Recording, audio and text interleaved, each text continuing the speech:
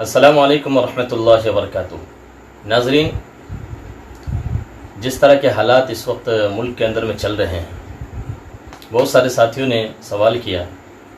بہت سارے ساتھیوں نے ریکویسٹ کی کہ اس سچویشن کے اندر میں کچھ ضروری باتیں جو ہے امت تک جو پیش کریں۔ اور یقیناً ہر دور کے اندر میں جب حالات آتے ہیں تو اس وقت میں علماء ہی جو ہے امت کی بہترین رہنمائی کرتے ہیں۔ تو آج آپ حضرات کے سامنے کچھ ضروری چیزیں جو پیش کرنا ہے وہ یہ ہے کہ سب سے پہلی چیز اس سچویشن کے اندر میں جو ہمارے ملک کی بنی ہوئی ہے، سب سے پہلی چیز یہ ہے کہ ہم اپنے ایمان کو جو مضبوط کریں، اللہ اور اس کے رسول سے اپنے رشتے کو جو خوب مضبوط کریں۔ تو پہلی چیز جو پہلا اہم پوائنٹ ہے وہ یہ ہے کہ اللہ اس کے رسول سے اپنا رشتہ جو ہے خوب مضبوط کریں۔ اپنے نماز کا اہتمام، تراویح کا اہتمام، روزوں کا اہتمام، اور اسلام نے، اللہ کے حبیب صلی اللہ علیہ وسلم نے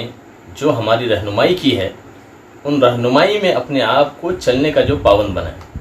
تو پہلی چیز تو یہ ہے۔ اور دوسری چیز یہ ہے کہ سرکار دو عالم صلی اللہ علیہ وسلم نے جو اخلاق ہمیں دیے تھے، وہ اخلاق جو ہم اپنی زندگی کے اندر میں جو لائیں، اور اپنے اندر جو ہے سرکار دو عالم صلی اللہ علیہ وسلم کی ایک ایک سنت کو معلوم کر کے، سرکار دو عالم صلی اللہ علیہ وسلم کے ایک ایک اخلاق کو معلوم کر کے، ایک ایک کردار کو معلوم کر کے وہ اپنے اندر جو لانے کی جو ہم کوشش کریں۔ اور تیسری اہم چیز یہ ہے کہ حالات کو ہم سمجھے کہ دیکھیے زندگی موت اللہ کے ہاتھ ہے۔ جب موت کا وقت آئے گا کوئی ٹال نہیں سکتا اس کو۔ جس دن موت لکھی ہے، جس وقت میں لکھی ہے، وہ آ کر رہے گی۔ قرآن کریم میں اللہ فرماتی ہیں اذا جاء اجلها لا یؤخر، جب موت کا وقت آتا ہے تو مہلت نہیں ملتی۔ تو اگر موت اللہ نے لکھ دی ہے تو وہ آ کر رہے گی، دنیا کی کوئی طاقت جو ہے اس کو روک نہیں سکتی۔ اور اگر موت نہیں لکھی ہے تو دنیا کی کوئی طاقت آ کر جو ہے آپ کو مار نہیں سکتی، آپ کو ختم نہیں کر سکتی۔ تو تیسرا اہم پوائنٹ جو ہے یہ اپنے ذہن کے اندر ہم یہ بیٹھا لیں کہ زندگی موت سب اللہ کے ہاتھ۔ اب اس سچویشن کے اندر میں جب کہ حکومت ظلم پر اتر چکی ہے، راجہ سرکار جو ظلم کر رہی ہے، جگہ جگہ چاروں طرف ظلم و ستم چل رہے ہیں، یک طرفہ کاروائی ہو رہی ہے، یک طرفہ جو کاروائی ہو رہی ہے، ہر جگہ جا کر مسلمانوں کو اکسایا جا رہا ہے، مسلمانوں کو مارا جا رہا ہے، مسلمانوں کے گھروں پر بلڈوزر چڑھایا جا رہا ہے، اور اوپر سے مسلمانوں کے ہی جو گرفتار کر کے جیل میں ڈال دیا جاتا ہے، اور پھر ان کی کوئی سنوائی نہیں ہوتی، وہ ایک زمانے تک جو جیل کے اندر میں سڑتے رہتے ہیں، اور بعد میں جو پھر انہیں ضمانت ملتی ہے، جب تک ادھر دنیا پوری بدل چکی ہوتی ہے۔ مدھیہ پردیش کے اندر میں ظلم و ستم ہوا، کھرگون کے اندر میں ظلم و ستم ہوا، بہت ہی دردناک ہے۔ پھر اسی طرح سے دلی کے اندر میں ہوا، جہانگیر پوری کے اندر میں، یہ اس سے بھی خطرناک ہے۔ پھر مدھیہ پردیش کے اندر میں ظلم و ستم یہ بڑھا کہ وہ 100 مسلمان جو غریب، جو بیچارے تھے، پریشان حال تھے، ان 100 کے گھروں کے اوپر میں بلڈوزر ظالموں نے چلا دیا۔ آج وہ مائیں بہنیں،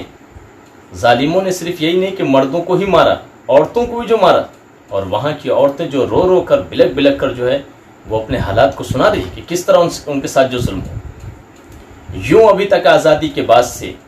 50,000 سے زیادہ جو ہے دنگے ہو چکے ہیں، اور ہر دنگے کے اندر میں مجرم جو مسلمان مانا جاتا ہے، مسلمان کو ٹھہرایا جاتا ہے۔ یقیناً یہ اس ملک کا بہت بڑا المیہ ہے، اور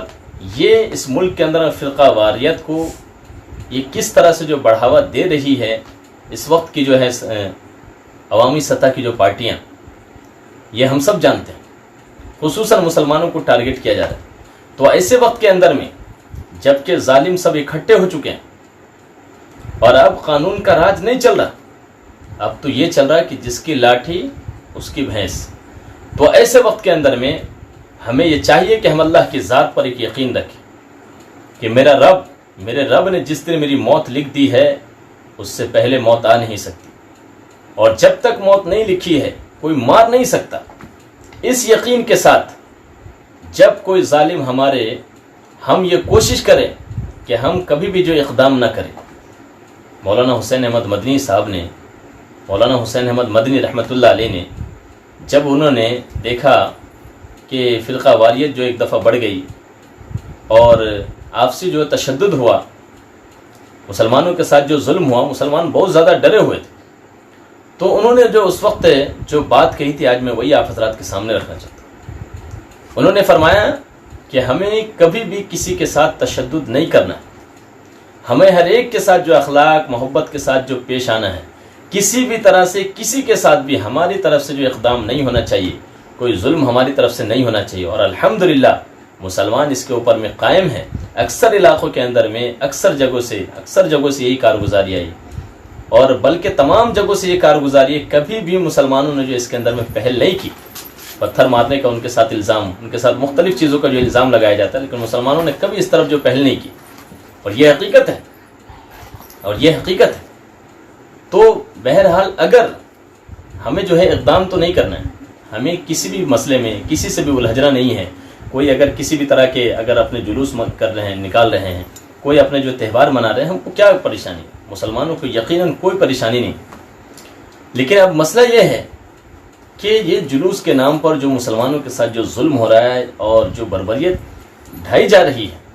مسلمانوں کو جو ختم کرنے کی جو ہے یہ جو سازش چل رہی ہے، یہ بہت ہی خطرناک ہے۔ ایسے موقع کے اوپر میں مسلمان اس وقت ڈرا ہوا ہے، اور ظاہر سی بات ہے، فطری چیز ہے کہ جب اس طرح کی جو سچویشن دکھے تو ایک انسان کے اندر ڈر پیدا ہوتا ہے۔ لیکن ایسے حالات کے اندر میں کیا فرمایا مولانا حسین احمد مدنی صاحب نے کہ تم اقدام مت کرو، لیکن اگر کوئی شخص اگر ہمیں چھیڑتا ہے اور کوئی شخص اگر ہمارے ساتھ ظلم کرتا ہے، ہمارے ماں بہنوں کی عزت کے ساتھ کھیلنے کی کوشش کرتا ہے، ہمارے جان کے ساتھ کھیلنے کی کوشش کرتا ہے، ہمارے مکان کے ساتھ، ہمارے مال کے ساتھ کھیلنے کی کوشش کرتا ہے، تو پھر اس کو چھٹی کا دودھ یاد دلا دو، اس کو چھٹی کا دودھ یاد دلاؤ کہ موت تو تمہیں آنی ہے، جس دن موت لکھے وہ آ کر رہے گی، لیکن بزدلی کی موت مرنا اور اس کے سامنے ہاتھ جوڑنا، گڑ گڑانا، یہ اسلام اس کو پسند نہیں کرتا۔ جب ہمیں اس طرح کی سچویشن نظر آ رہی ہے تو اس وقت کے اندر میں ہمیں چاہیے کہ بھرپور طریقے سے ہمیں جو ہے قانون نے، سپریم کورٹ نے ہمیں اجازت دی ہے، سیلف ڈیفینس کی ہمیں جو اجازت ملی ہوئی ہے قانون کی طرف سے، حکومت کی طرف سے اجازت ملی ہوئی ہے، سپریم کورٹ کا بھی یہ آدیش ہے، سیلف ڈیفینس، اپنے بچاؤ کے لیے، اپنے دفاع کے لیے ہمیں جو پھر جتنی بھی کوشش ہو سکتی ہو سب کرنا چاہیے، اور ہمیں اس چیز کو ذہن میں بیٹھا لینا چاہیے کہ زندگی موت اللہ کے ہاتھ میں، جب تک موت نہیں لکھی ہے کوئی دے نہیں سکتا، اور جب موت لکھی ہوگی کوئی بچا نہیں سکتا۔ فانوس بن کے جس کی حفاظت ہوا کرے، فانوس بن کے جس کی حفاظت ہوا کرے، وہ شمع کیا بجھے جسے روشن خدا کرے، فانوس بن کے جس کی حفاظت ہوا کرے، وہ شمع کیا بجھے جسے روشن خدا کرے۔ تو میرے بھائیوں، یہ جو چیزیں آپ حضرات کو بتائی گئی ہیں، آپ حضرات ان چیزوں کی طرف دھیان دیں، اور مفتی ابوالقاسم صاحب نعمانی دامت برکاتہم العالیہ دارالعلوم دیوبند نے بھی جو ہے اس طرف جو ہے لوگوں کو جو ترغیب دی ہے، اسی طرح سے قاری عثمان صاحب مرحوم رحمۃ اللہ علیہ، انہوں نے بھی جو اس طرف جو امت کو جو ترغیب دی کہ ایسے حالات کے اندر، ایسے سچویشن کے اندر میں، جب کہ گنڈا راج چل رہا ہے، جب کہ جس کی لاٹھی اس کی بھینس کا مسئلہ چل رہا ہے، تو اس وقت کے اندر میں ہمیں خاص طور سے جو اس طرف جو دھیان دینا چاہیے، بزدلی کی موت ہمیں نہیں مرنا چاہیے، ہمت کے ساتھ، قوت کے ساتھ۔ اور آپ صلی اللہ علیہ وسلم نے فرمایا المؤمن القوی افضل من المؤمن الضعیف، کہ طاقتور مومن بہتر ہے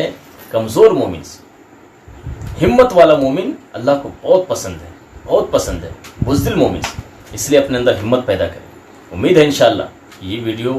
آپ کے اندر جو ہمت و قوت پیدا کرے گی، اور آپ ایک حوصلے کے ساتھ، ہمت کے ساتھ انشاءاللہ اس ملک کے اندر میں جو جئیں گے، اور آئندہ حالات کا جو ہے آپ مقابلہ کریں گے، اور اس طرح سے دوستوں کو بھی، سب لوگوں کو جو ہے اس چیز کو جو بتائیں گے کہ اس وقت حالات سچویشن کے اندر میں ہمیں کس طرح سے جو گزارنا ہے۔ اور ایک آخری گزارش یہ ہے کہ اللہ کے نبی صلی اللہ علیہ وسلم جب مدینے میں گئے تھے تو وہاں آپ صلی اللہ علیہ وسلم نے تمام دھرم کے لوگوں کی ایک جو کمیٹی بنائی تھی، اور اس میں یہ لکھا گیا تھا، یہ شرط رکھی گئی تھی کہ کوئی بھی ہم آپس میں یہاں جتنے بھی دھرم کے لوگ ہیں یہ لڑیں گے نہیں، اور باہر سے اگر کسی نے ہمارے ملک کے اوپر میں اگر حملہ کیا، ہمارے علاقے کے اوپر میں، تو ہم سب مل کر اس کا جو مقابلہ کریں گے۔ تو آج یہ اس وقت کی ایک بڑی ضرورت یہ ہے کہ ہر بستی کے اندر میں، ہر علاقے کے اندر میں، ہر شہر کے اندر میں اس طرح کی ایک کمیٹی جو قائم کی جائے۔